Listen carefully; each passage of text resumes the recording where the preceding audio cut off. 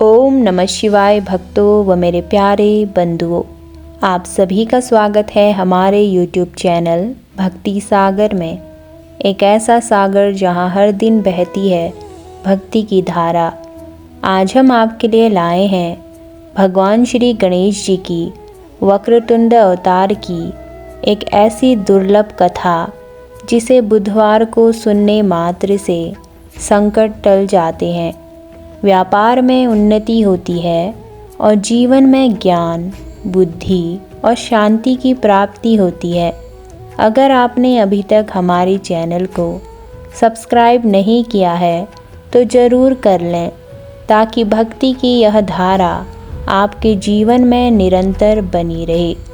तो चलिए शुरू करते हैं आज की वक्रतुंड अवतार की पावन कथा, जहाँ भगवान गणेश जी ने किया था त्रिलोक के संकट का नाश। बहुत पुरानी बात है।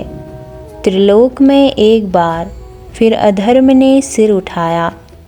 एक असुर उत्पन्न हुआ जिसका नाम था मात्सरासुर। वह जन्म से ही अत्यंत क्रूर, अहंकारी और बुद्धिमान था, लेकिन उसकी बुद्धि धर्म से नहीं छल से जुड़ी थी।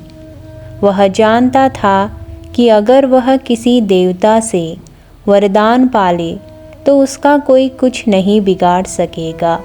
एक दिन वह मंदरांचल पर्वत पर चला गया और वहां जाकर बैठ गया। कठोर तप में तपस्या इतनी भयानक करी कि अग्नि की ज्वाला उठने लगी। मत्सरासुर ध्यान में बोला, हे महादेव, मुझे ऐसी शक्ति दीजिए कि देव, असुर, मनुष्य कोई भी मुझे हरा न सके। मैं अजय बनना चाहता हूँ।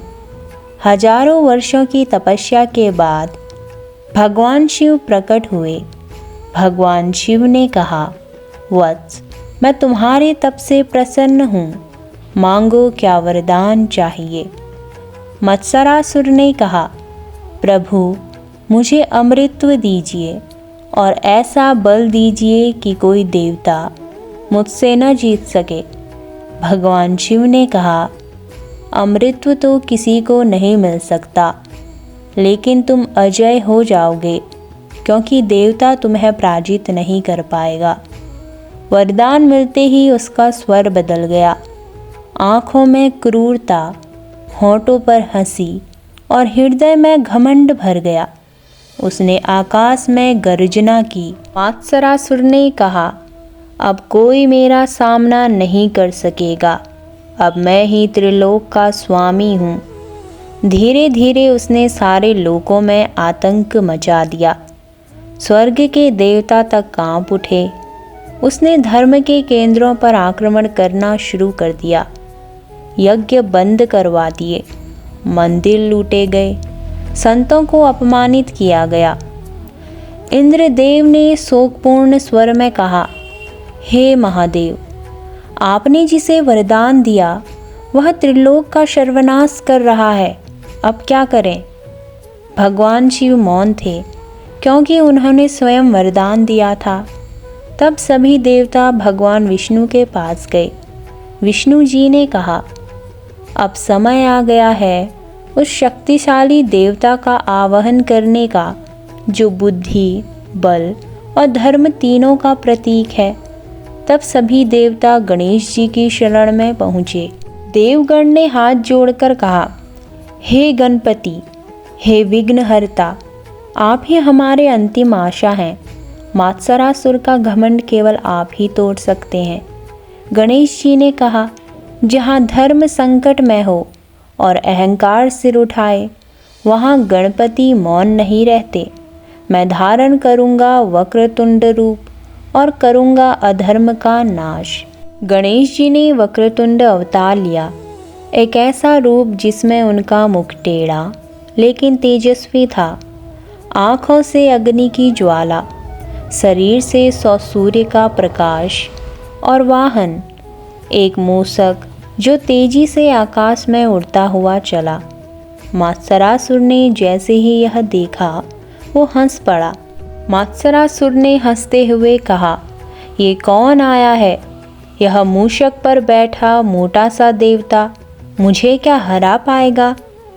वक्रतुंड गंभीर स्वर में कहते हैं, मैं वही हूँ जिसकी बुद्धि के आगे दानवों की मायावी शक्ति भी हार जाती है।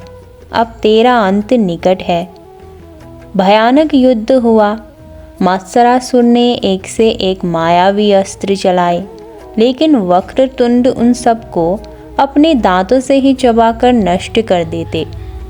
आखिरकार हारकर मात्सरासुर घुटनों के बल गिर पड़ा। मात्सरासुर ने गिड़गिड़ाते हुए कहा, हे प्रभु, मुझे क्षमा करें। मैंने अहंकार में धर्म का अपमान किया, मुझे शरण दें। गणेश जी ने कहा, धर्म की अवहेलना करने वाला कभी शांति नहीं पाता, पर जो पश्चाताप करता है उसे मैं माफ़ करता हूँ। आज से तू धर्म के मार्ग पर चलेगा।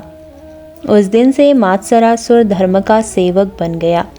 देवताओं ने चैन की सांस ली और तभी आकाशवाणी हुई, जो भी इस कथा को बुधवार को श्रद्धा से सुनेगा उसके जीवन से सारे विघ्न, संकट और मानसिक भ्रम समाप्त होंगे।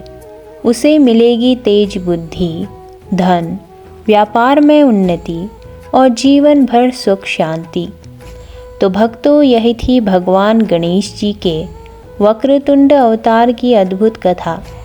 इसे बुधवार को सुनने मात्र से जीवन में विघ्न नहीं आते, व्यापार में तरक्की होती है, मन शांत होता है और घर में लक्ष्मी का वास बना रहता है।